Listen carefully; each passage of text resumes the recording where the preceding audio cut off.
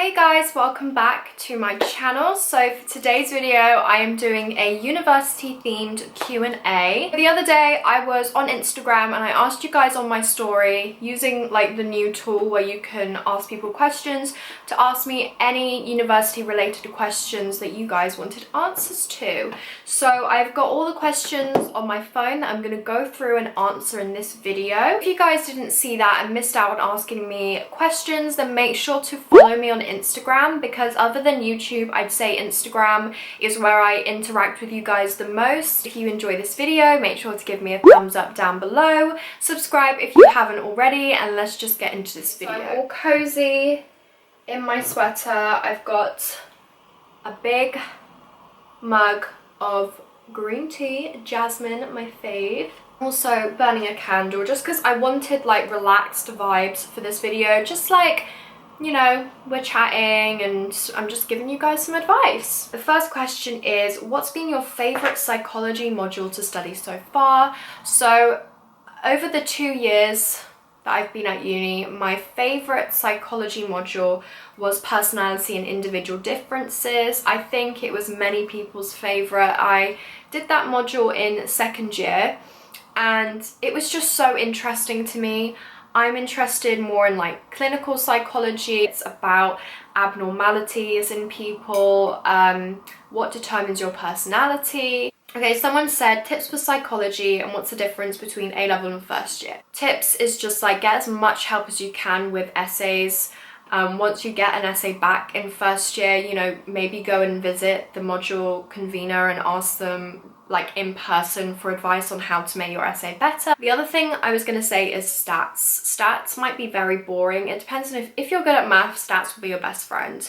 If you're not, stats will be very annoying and very complicated. I'm not good at math, so stats is quite difficult for me, but you need to make sure you get stats like on lockdown, because in my uni, in my course, I know it varies, stats is really the module which can bring up your overall average grade at the end of the year, because the way that the stats exams are kind of formatted is it's a right or wrong answer. It's like maths. So it's not uncommon for people to get 90 something, even 100 is possible, because it's right or wrong. Whereas when you're doing essay exams, short answer question exams, essay coursework in psychology, it's very normal to get 60s and 70s, which can be demoralizing, because for you that's like, oh my god, that seems like such a low grade, but it's totally normal because when you're marking it, it's very subjective. So throughout your psychology course, you might be collecting a lot of 60s, you know, like I was. And if you really want to boost your grade, stats is where you can do that. You can get 80, 90, 100. The difference between A-level and first year is just that everything is a lot more in-depth that you learn, but also there's a wider breadth. So it's just like more in every way. It's like more in-depth plus way more information.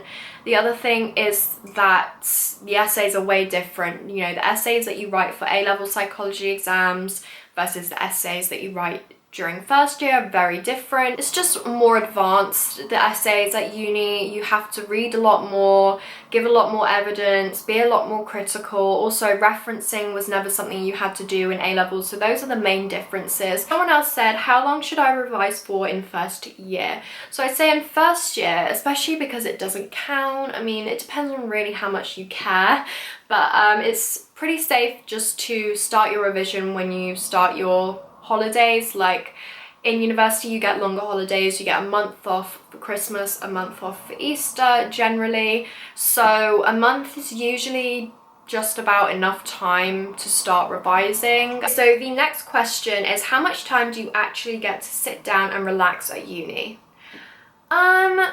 This varies a lot. Some days I'm so busy and I'm in uni from like 9 AM till 9 PM. So you barely get any time to sit down and just relax, like barely any. Like for me, my main relaxation was going to sleep that night. Like that's the only time I had to like relax. But then there'd be other times, like say I just handed in a deadline. Deadlines are usually 12 PM on Monday. So I submit it Sunday night, and then Monday I might go in and have like 1 or 2 lectures, and then because I'm like, I just completed a deadline, I'll just have the rest of the day not really doing any work and just chilling. Someone else said, what do you do on weekends of term time? So I'll generally like make a list and schedule my weekend. There's barely any weekends where you just completely don't have any work. Like there's almost always work to be doing over the weekend, so I'll do that. I've also put any errands that you have, like which require you to like go in town or something, like if you need to buy some like stuff for your house, you know, like new cleaning products, you've run out of this, you've run out of that. But the final question I have about like the academic aspect of uni is, how do you find the motivation to get stuff done in the morning before uni? I'd say a lot of the time you just have to fake it till you make it. Like it's about forcing yourself to do things, but after, you know, a week or two, it would just become part of your routine and you'll no longer have to force it, because you'll see the benefits. Like you'll feel so much better for getting up early and already getting shit done. Like you'll just feel really good about yourself, and when you see the benefits, that's enough motivation for you to continue doing it. Another question I got is, what is the easiest / cheapest meal that you make at uni? Absolutely love your videos, by the way, thank you. The easiest or cheapest meal, lunch-wise, beans on toast is like a massive staple for me. Dinner-wise, like pasta is super cheap, and also super noodles.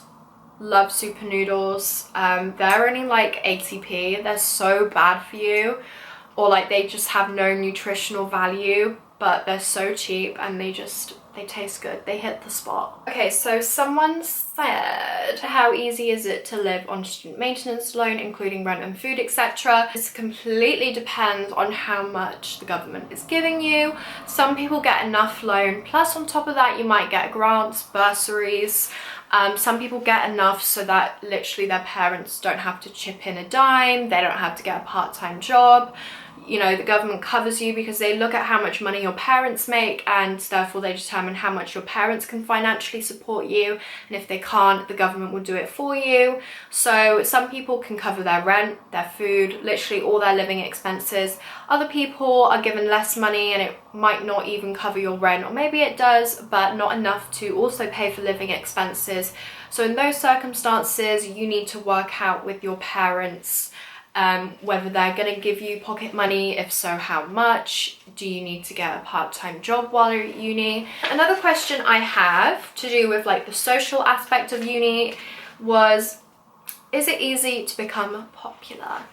I mean, uni is a lot bigger than sixth form or most schools. University is just like a lot bigger, there are a lot more people, so I guess you could say in that sense, no, it's not easy because there's just so many people. There is something called a BNOC, which means big name on campus. Those people tend to be like, what are they called? You know, in school you'd have like head boy and head girl and everyone would like know them.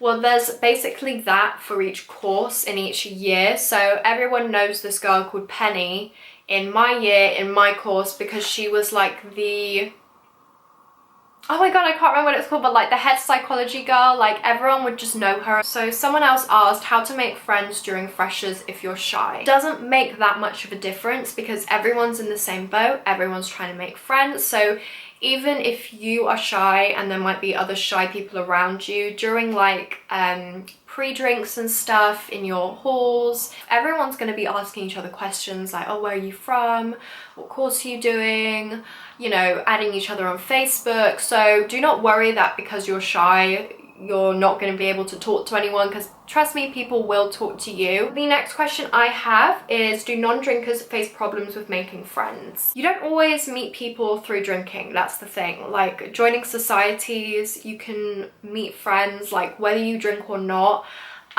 Through volunteering, you meet other people whether you drink or not. For example, my boyfriend does football and they have like their own little football team, so he made friends with other guys through that, and it has nothing to do with him drinking or not. So you definitely can still make friends whether you drink or not, I would say. So other random questions I got is, first of all, If you struggled with homesickness, what was something that helped you? Yes, I did struggle with homesickness. The way that I dealt with that was just by making sure to call them or FaceTime my mum or visit home. Exeter is not that far away from Bristol, so I made sure to go home a few times each term. Someone else said, is there any hijab girl in your school?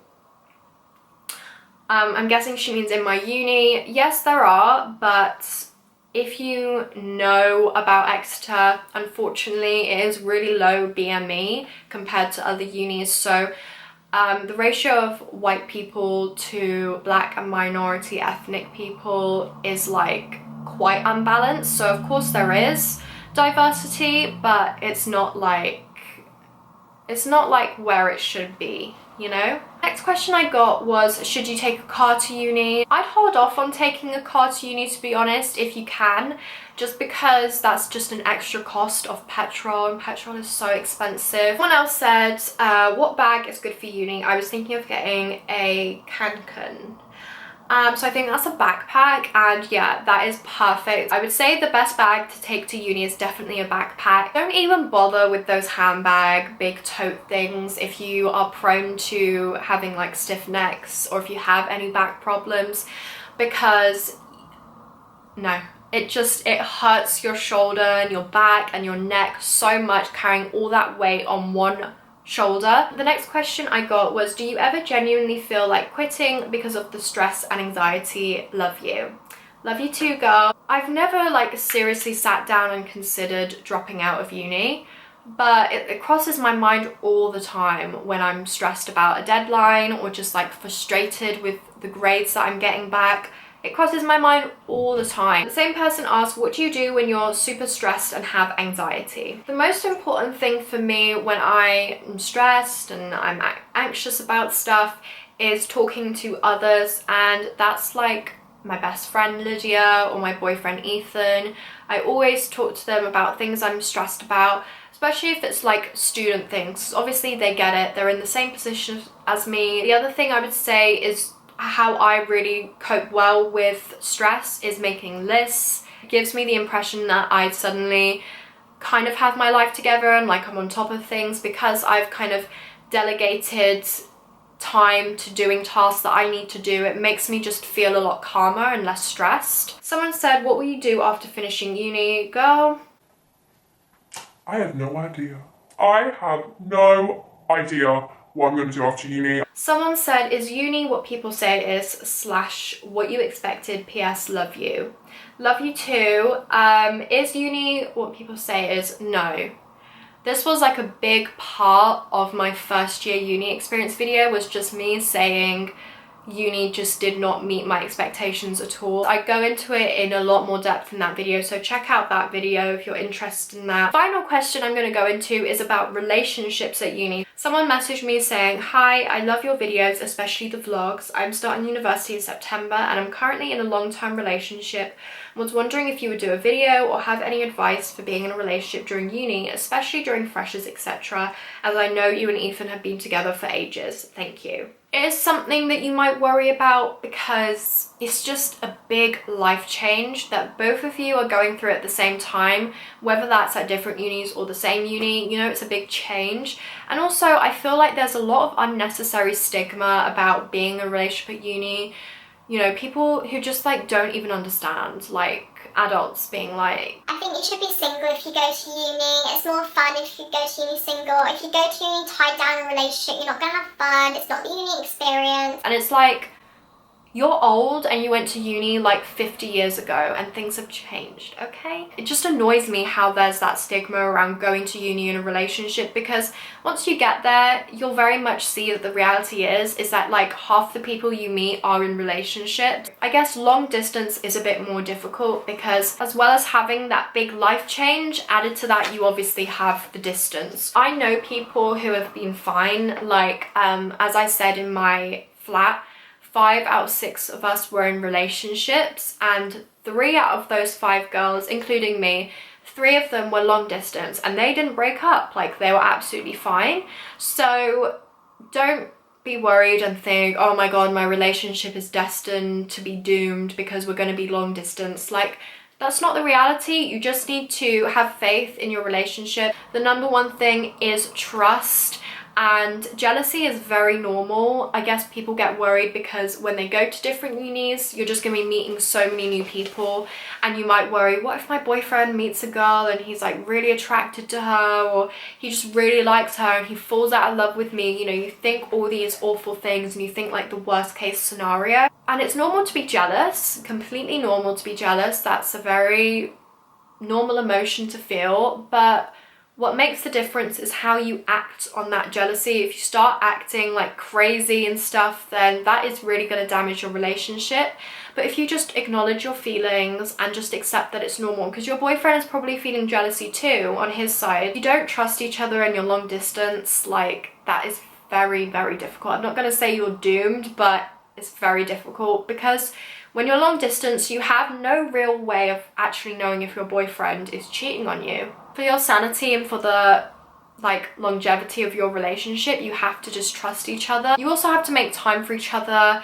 It would be good if you have like a routine of, like, for example, FaceTiming each other every single night before you go to bed. That's the advice I'd give for long distance relationships. Still face some challenges when you go to the same uni as your boyfriend. Me and my boyfriend went to the same uni because, as I said, it's just like a big change in both of your lives.